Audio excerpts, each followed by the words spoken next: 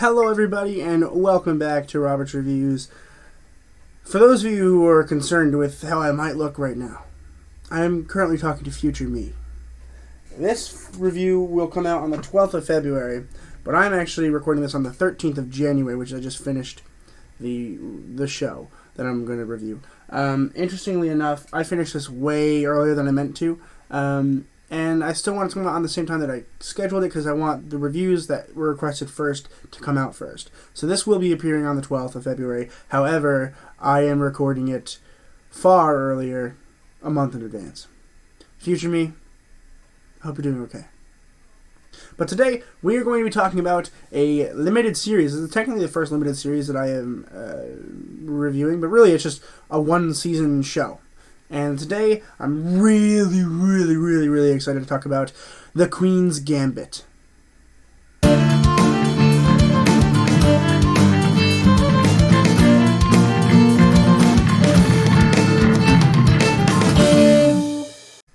The Queen's Gambit was released in 2020. I don't know when, but it says 2020. I'm assuming that was like really early because I watched it like on the 12th or whatever, and that doesn't seem... Oh, 2020. This is 2021. Oh, okay. That makes more sense.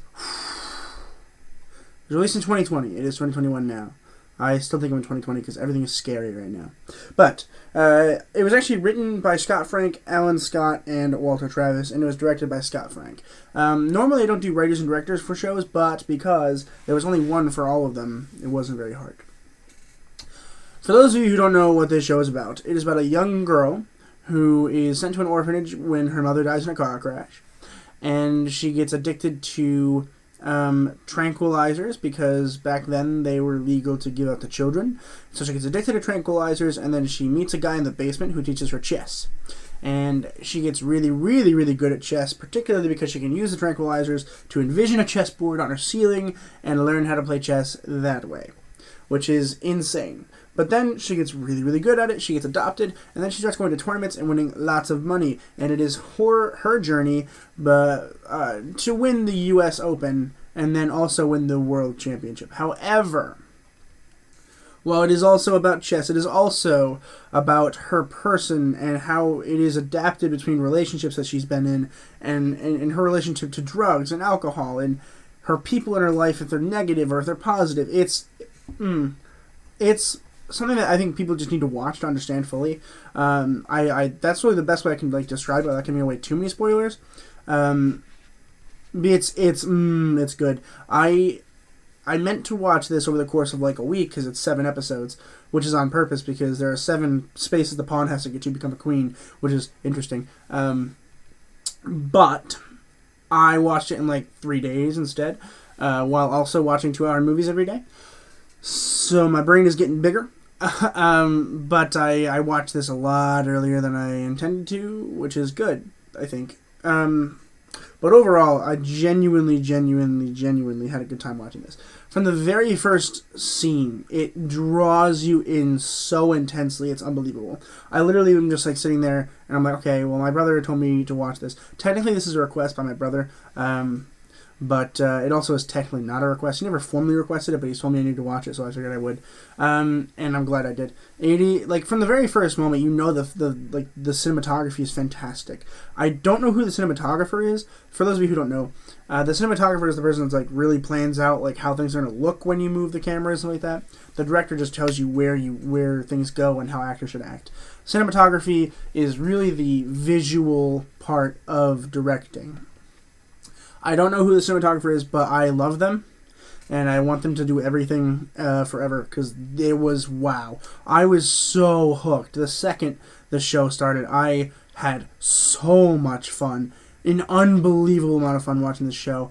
Even when she was depressed and drinking and all drugged up, I just was so entranced in this series. The first episode's almost a standalone. The first episode is better than almost anything that I've ever seen in terms of television.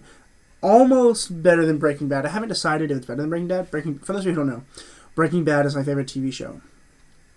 I don't think that this entire show as a whole is better than Breaking Bad, particularly because Breaking Bad is longer and there's more character arc. However, I think as a pilot standalone for this show, just watching the first episode is it just genuinely feels good.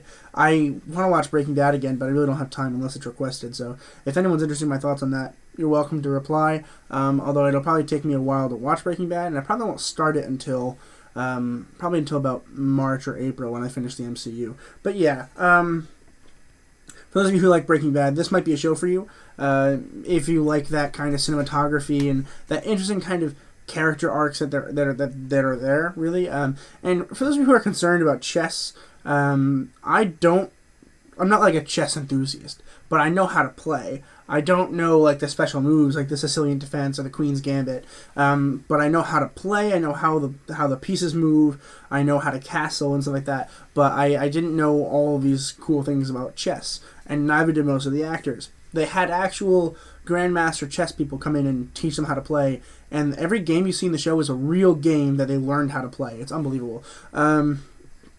Overall, phenomenal. You don't need to know how to play chess at all in order to understand this film. The film will tell you. If there's anything important, this show will tell you.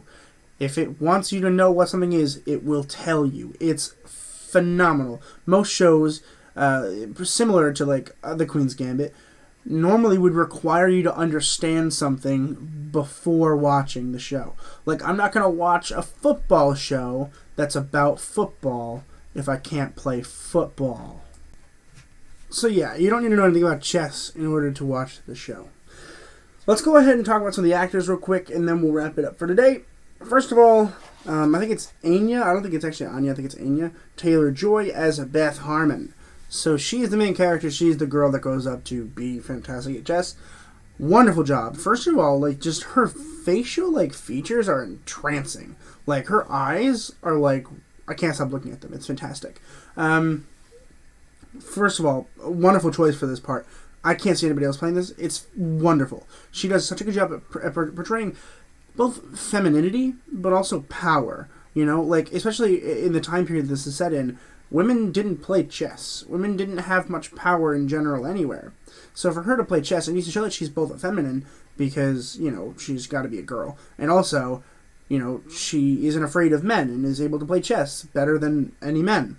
And honestly, I think she was just perfect. She was just so good at being able to control her emotions and show them when she needed to, and it was really quite wonderful. I enjoyed her performance through the roof. Ecstatic. I loved it. Bill Camp as Mr. Scheibel. We meet him very early on in the first episode, and he is the one that teaches young Beth how to play chess. Most people probably wouldn't like include this in their review. I wanted to because I loved his performance so much. He's grumpy, he's old, and he doesn't really talk very much, but he teaches her chess in a way that's just so profound, and I love him as a person. Like not Bill Camp, but like Mr. Scheibel. Like, if he was in my life, I love the guy. He's just that kind of guy that you're going to like a lot. And Bill Camp does a wonderful job of portraying that, where he's grumpy, but he sees potential and is able to act on that, and I thoroughly enjoyed his performance. Marielle Heller as Alma Wheatley, who is the adoptive mom of Beth. So she and her husband adopt Beth, and then her husband leaves her. So it's just her. In order to make money, she needs Beth to go to tournaments to make the money to pay for the house. So at first, it kind of feels like she's going to be using that as an advantage to kind of ploy her out of the money. But then they develop a really real relationship, and then something tragic happens in the middle of the season where, you know, they can't see each other. And it's very sad, and it really was an emotional time that I think they could have handled maybe a little bit better. I think directing-wise could have handled it a little bit better. But overall, a fantastic performance by Heller. I enjoyed it. She felt like a mom. You know, she felt like a person you would want to hang out with. However, she kind of felt lazy, which I think was on purpose, to even that much further make Beth's advancements in chess even more great. Thomas Brody Sangster as Benny Watts. First of all, love this guy. I've watched him in a bunch of things, especially when I was like younger. Basically grew up with the guy, and he's fantastic in this show as well. He's portrayed as old in this show, which kind of scared me because I'm wondering if that's how I kind of look old. But he's great. I really enjoyed him. He's a good like teenage actor, and he's even better now. I enjoyed his performance so much. He's intellectual and he's great. Benny Watts is like a really good chess player in the show, and he teaches Beth a lot of stuff.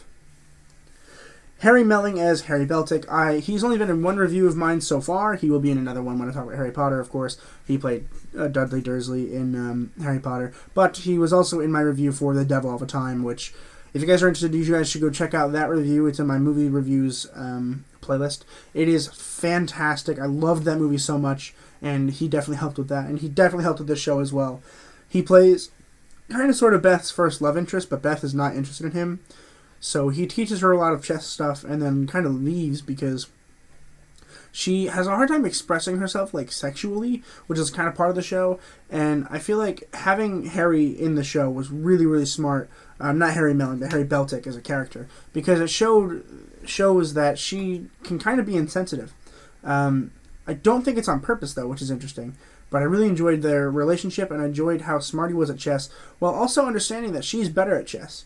So overall, a really, really solid character, and I loved Harry Melling in the part.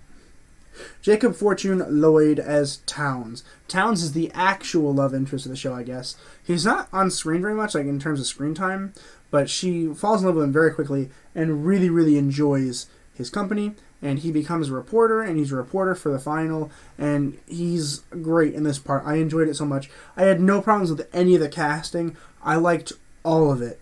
I really thoroughly enjoyed this show. This show is one of the best things I've seen in the past couple of years. It's fantastic. I love it. I'm likely to watch it again at some point, even though it's 7 hours long. But I really, really enjoyed this, and that's why I'm going to have to give it an A+. It was outstanding, wonderful, fantastic.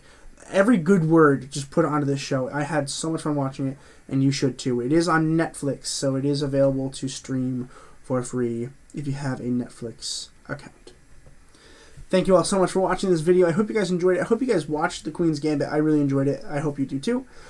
For those of you who are interested in talking about the show and all of its glory, feel free to type it down in the bottom in the comments. Also add any requests if you're interested in having me watch something for you guys and then review it. I'm more than happy to do that. That's really all I have for you guys today, though. So, as always, keep watching movies and television, stay educated, and I'll see all of you guys in the next video. Thank you very much, guys.